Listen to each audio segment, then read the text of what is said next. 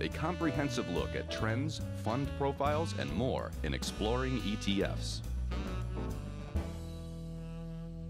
We're going to get the lowdown now on high-quality ETFs with our ETF Research Director, Nina Mishra. And 2019 is not that old, but you say that money is already pouring into these funds. Yes. So stocks have actually made a nice comeback in 2019 after a brutal sell-off late last year. So one of the reasons was that the stocks were beaten down so much, so they had to rebound, and some positive developments on the trade front and change in Fed's tone, they help stocks, but there's still a lot of uncertainties this year. Trade concerns still remain. Sure. And then there's peak in earnings. Earnings growth is slowing down because last year economy and corporate earnings both got a big boost from tax cuts. So that is not going to happen this year. So that's why earnings growth estimates have been coming down sharply. And global economy is slowing down. So because of those concerns, many investment banks and other asset managers are recommending quality stocks and ETFs this year. Goldman Sachs also recommended getting into buying quality stocks for 2019. And that is one of the reasons why many investors are putting money into these quality ETFs this year. And now these ETFs, of course, do not have a long performance history, but quality factor has been studied in stocks, and academic research shows that quality stocks, and these are usually companies with very strong balance sheets and stable earnings growth, these companies deliver better risk-adjusted returns than the broader market over the long term. So they are worth a look and consideration for your long-term portfolio. Now, since these have been in favor this year, so I decided to take a look at the two most popular high-quality ETFs. And when we talk high quality, are we talking just large cap stocks? There are ETFs that focus on smaller cap stocks too, but the ones that we are highlighting today, they focus mainly on large cap stocks. All right, and one of those is the iShares MSCI USA Quality Factor ETF. That's a long name, but a sweet ticker, Qual, easy to remember. This is, in fact, the top asset gainer of 2019 among all ETFs. Now, let's take a look at this ETF by going to the quote page on Zacks.com. You can look at the details. Very reasonably priced at just 15 basis points, a nice dividend yield of 1.93%, and you can go to the external home page using the link on our quote page, and you can go to the iShares website for this ETF.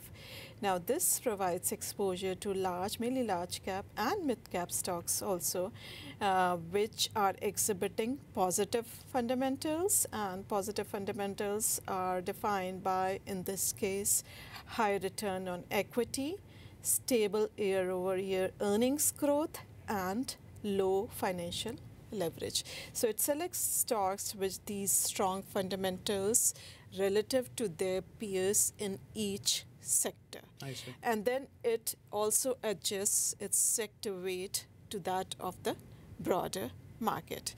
So that is why if you look at the portfolio, the sector exposure would look pretty similar to the broader market.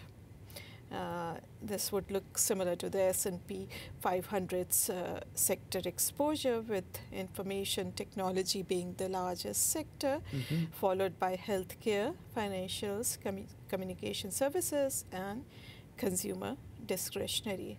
Now, you can also look at the top holdings, and not surprising, companies with very strong balance sheet and stable earnings growth, like Johnson & Johnson, Facebook, Apple, MasterCard, Visa, ExxonMobil. These are the top holdings in the ETF. All right, and the second example that you brought resembles the S&P 500. Also, it's the PowerShares S&P 500 high quality portfolio. So the ticker is SP, high quality, SPHQ. Yep. So this selects stocks with high quality stocks from the S&P 500 index. And how does it select stocks? It has basically three criteria. It selects on the basis of return on equity, accruals ratio, which basically measures the quality of earnings, and financial leverage. This is also pretty popular, and it charges the same expense ratio of 15 basis points, so both are similarly priced. Now you can go to the Zacks.com quote page for this ETF, and as I mentioned, 15 basis points expense ratio, and the dividend yield is also nice at 1.8%. Now you can go to external homepage, Invesco's web page for this product, and look at other details. So as I mentioned, it selects stocks from the S&P 500 index that have the highest quality score. Now how does this define quality? Not very different. Return on equity, accruals ratio, as I mentioned, which measures earnings quality, and financial leverage. Now this does not impose any sector constraints, unlike the other ETFs. So in case of Qual, you will see sector exposures which are very similar to the broad market sector exposure. But in this, in the case of this ETF is SPHQ, because there is no sector constraint, so sector exposure may be quite different from the broad market. So let's take a look at the portfolio and sector exposure. So not surprisingly, the information technology sector, because many technology giants have very strong balance sheets and they have been delivering strong earnings growth over the past so many years. So that is why information technology is the largest sector, almost 40% of the portfolio versus 20% in case of the earlier ETF that we discussed. Healthcare is about 12%, followed by consumer discretionary and consumer staples. Looking at the top holdings, you will see companies like Procter & Gamble, Microsoft, Visa, Chevron, Apple, and Cisco Systems. Okay. And how do these two compare to the broad market? So I have taken long-term performance for these two ETFs, because these stocks, they are supposed to deliver better risk-adjusted performance over the longer term. And this I have taken since inception of Qual. So both of these ETFs have been around since then. So you will see that there's not a lot of difference in performance compared to the broader market, but during in fact, Qual has performed much better. But during periods of turbulence, whenever the market was very volatile, both these ETFs held up much better than the broader market. Oh, okay. Do you own either one? I do not. All right. More ETF information always on Zacks.com. That's our website. Get over to the home page, use the Funds tab in the top toolbar.